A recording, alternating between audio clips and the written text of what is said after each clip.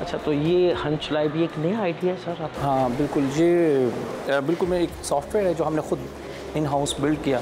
15 की कॉल्स को उसके ऊपर लैंड कराते हैं, फिर वहाँ से हम उठाते हैं कि किस जगह पे ज़्यादा क्राइम हो रहा है, किस जगह पे कम क्राइम हो रहा है। हम आगे हैं एसएसपी शुएब के साथ हंच लैब में। क्या है ये हंच लैब, इन्हीं से पूछते हैं और देखते हैं ये हंच लैब कैसे काम करती है। सर क्या है ये हंच लैब? बड़े ही इसका भी बड़ा शोर है। बिस्मिल्लाह, इसमें है एक्चुअली ये कि राउंड द क्लॉक क्राइम आप किसी भी जगह पे ज़ीरो नहीं कर सकते। अच्छा। यहाँ पे व्हीकल थेफ्ट भी होगी, यहाँ पे बाइक थेफ्ट भी होगी, यहाँ पे स्नैचिंग होगी, डकैती होगी, हाउस रॉबरी, तो डिफरेंट किस्म का क्राइम है जिसको हम स्पेसिफिकली कहते हैं क्राइम अगेंस्ट प्रॉपर्टी। तो ये हमने एक इन हाउस एक सॉफ्टवेयर बिल्ड किया। अच्छा। हाँ, जिसके ऊपर हम करते क्या हैं, हम बेसिक क्राइटेरिया उठाते हैं 15 की कॉल का। जितनी इमरजेंसी क्राइम अगेंस्ट प्रॉपर्टी के आगे, चाहे वो स्नैचिंग है, चाहे वो डकैती है या रॉबरी है, वो कॉल को उठा के हम डेली बेसिस पे इस सॉफ्टवेयर के ऊपर ड्रॉप करवाते हैं। जब हम इसके ऊपर ड्रॉप करवाते हैं, ये हमें एक एनालिसिस करके देता है।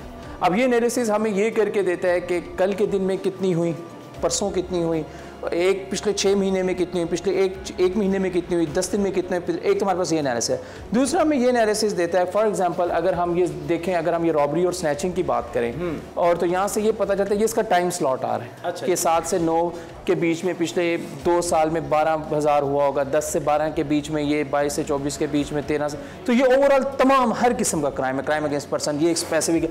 अब इसी के ऊपर अगर हम फिल्टर लगाएं और हम सिर्फ रॉबरी और स्नैचिंग को उठा लें, एक सिर्फ रॉबरी जो मोबाइल की स्नैचिंग है या गन पॉइंट पे जो मोबाइल स्नैच किया जाता है, तो हम अगर उसको यहाँ पे अप्लाई करते हैं पिछले 1 महीने को उस क्राइम को, तो ये हमें बताता है कि सबसे ज़्यादा स्नैचिंग हमारी किस 2 घंटे में होती है। तो ये शायद हमें बताएगा कि 7 से 9 में आप कितनी होती है, 6 से 8 के बीच में आप कितनी होती है, रात को 10 से 12 के बीच में, तो सबसे ज़्यादा हमारा टाइम आ जाता है फॉर एग्जांपल 10 से 12। अगर वो 10 से 12 का टाइम है तो हमें फिर वहाँ से एग्जैक्ट ये पता चलता है कि 10 से 12 के बीच में अगर मोबाइल स्नैचिंग इस्लामाबाद में ज़्यादा होती है, 3 एरियाज़ में होती है। अच्छा।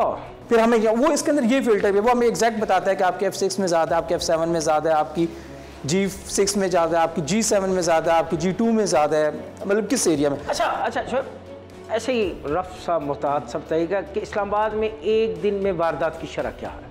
हमारे इस्लामाबाद में एवरेज जो हम 15 के ऊपर जो कॉल रिसीव करते हैं अप्रॉक्सीमेटली, उसमें वो कॉल हमें आ जाती है तकरीबन 13 से 14 कॉल्स हमें एक दिन में पर डे हमें रिसीव हो जाती हैं, जिसमें मोस्टली कॉल्स वो उन एरियाज़ की होती हैं जो कि हमारे बिल्कुल पेरीफेरीज है, जो रावलपिंडी के साथ अटैच होगा, वहाँ के साथ बाउंड्री पे होगा, जहाँ से इन्फिल्ट्रेशन बहुत ज़्यादा ईजी है, बिल्कुल टच टू टच है।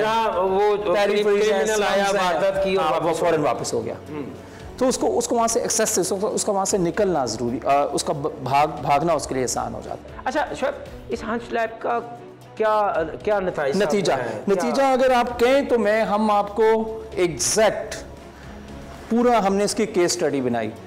इसमें एक ग्रुप यहाँ पे एक्टिव था जो सिर्फ दूध वाले टैंक्स नहीं होते जो, अच्छा। जो दूध सप्लाई करते थे रावलपिंडी की दुकानों पे सुबह के टाइम पे, वो ग्रुप एक्टिव था। उसने 9 टैंकरों से 7 लाख 8 लाख उसने स्नैच कर दिया। हमने एक वकूए में उसको देखा, दूसरे वकूए में उसको जब्त किया, तीसरे, फिर एग्जैक्ट इसी हंच लैब में हम लोगों ने यहाँ पे बैठ के हमने ये चीज़ डिटरमिन की कि सैटरडे को सुबह 7 से लेके 7:30 के बीच में ये रोड यूज़ करते ये 6 लड़के इन 3 बाइक्स पे ये हेलमेट पहन के ये जूते पहन के यहाँ से गुजरेंगे और इस गाड़ी को स्नैच करेंगे। अच्छा। उसकी पूरी रिकॉर्डिंग हमारे पास पड़ी है। फिर हमने उनको काउंटर करने के लिए हमने पिकटिंग उनकी वहाँ पे लगाई जहाँ पे कैमरास का फोकस था कि हम उसको रोक सके। तो वो एग्जैक्ट हमने 7 से 7:30 का वो 7:03 पे वो लड़कों ने उस चौक के ऊपर से वो आए, वो जो डकैत थे, वो बेसिकली पंजाब के थे, कोई सिरगोदा डिवीजन का था या भलवाल के साइड के